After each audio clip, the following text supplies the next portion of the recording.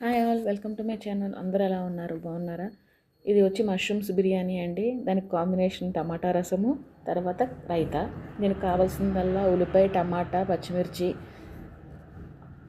బంగాళదుంప, మష్రూమ్స్, బఠానీలు. దీనికి రైస్లోకి వచ్చి అల్లం వెల్లిపాయ పేస్ట్, ఉప్పు, కారం, మసాలా, పసుపుని. అల్లం వెల్లిపాయ పేస్ట్ నేను ఎప్పటికప్పుడు ఫ్రెష్గా చేసుకుంటానండి.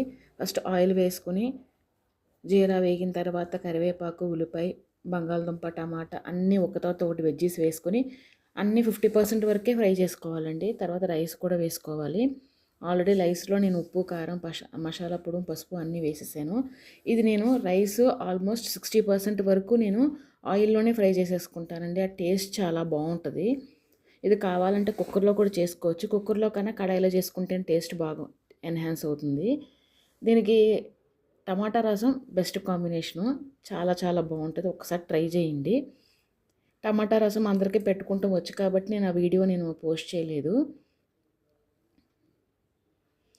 దగ్గరికి వచ్చే వరకు కుక్ చేసుకుంటే సరిపోతుంది. ఇది రాయితా. దీంట్లో పెరుగు, జీరా పౌడర్, కొంచెం ఇంగువ, సాల్ట్, కుకుంబరు, టమాటో, పచ్చిమిర్చి, ఉల్లిపాయ, కొత్తిమీర, నిమ్మకాయ అన్నీ కర్డ్లో మిక్స్ చేసేసుకోవాలి. కొంచెం ఇంగువ వేయడం వల్ల టేస్ట్ చాలా బాగుంటుంది.